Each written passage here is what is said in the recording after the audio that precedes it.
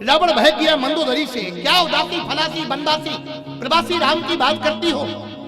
हिंद वर्ण कुबेर सब मेरे यहाँ नौकर हैं, झाड़ू लगाते हैं, अर्दली देते हैं। काल को मैंने पाटी से बांध के रखा है। बोल गया। मंदोदरी बोली, सनो जी तुम्हारा बल तो मैं उसी समय जान गई थी। राम की बात छोड़ो, राम के छोटे भाई लक्ष्मण ने रेखा खींच दी थी, तुम्हारे बाप नहीं नाप पाए थे। मंदोदरी बोली, और बताऊं? मिथिला में धनुष रखा था, तुम्हारे बाप ने वहां पर उसे तोड़ पाया था। मंदोदरी बोली, और सुनाओ? अच्छा, माताएं जब तक बोलती नहीं, जब ये गर्म हो जाती, नाराज होती ना, तो यही कहते हैं, सुनो ऐसी ऐसी धड़कगल सुनाएंगे कि तुम्हारे बाप ने तुमको नहीं सुनाई होगी। मंदोदरी बोली, सुनो जी तुम्हारी जब बहन सूर्पनखा की नाक कटी थी तब कहां चला गया था तेरा बल? रावण चुप। रामानुजे लघु रेख खचाई, रामानुजे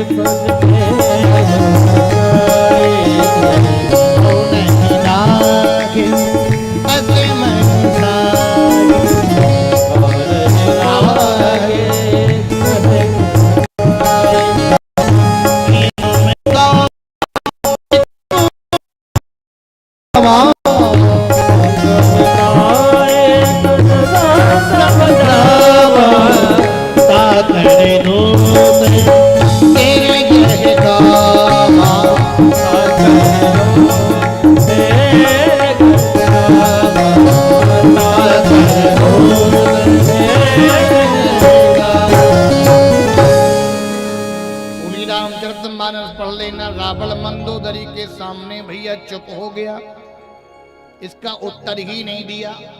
हाँ, महाराज दशरथ शब्द वेदी बाण मारने वाले चक्रवर्ती धर्मधन माता कैकेयी के सामने कुछ बढ़के ही बोल गए। क्या बोले? कैकेयी जब कोप भवन में पहुंच गई ना, और एक बात कहूं, पहले के समय में राजा महाराजा के यहाँ कोप भवन होते थे, और जो नाराज होती थी ना तो कोप भवन में जाके लेट जाती थी, पता चल गया ये नाराज है। अब तो ये पता ही नहीं चलता ये कब नाराज कब प्रसन्न, पता ही नहीं चलता। बस चेहरे से अगर अंदाजा लगा ला तो लगा लो। अगर नाराज होती ना तो इतना बड़ा मुंह खुला के बैठ जाती हैं। कैकेयी ने कहा, हमको तुमसे बात नहीं करनी।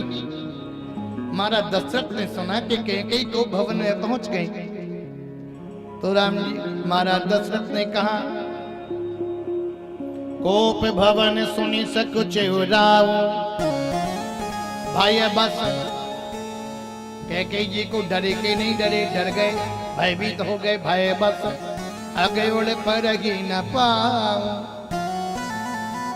कैकेयी के सामने पहुंचे और कैकेयी से बोले, कहू के रंग कहीं करऊं नरेशु, कहू के नृपति निकाह सही देशु।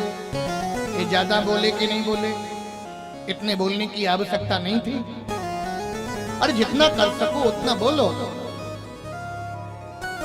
तो माता कैकेयी ने कहा, महाराज क्या कह रहे हैं? महाराज ने कहा, हाँ। तो पहले कैकेयी ने राम की सौगंध ले ली। राम की शपथ लेने के बाद कैकेयी ने वही दो वरदान मांगे, तापस वेश विशेष उदासी, 14 बरस राम वनवासी,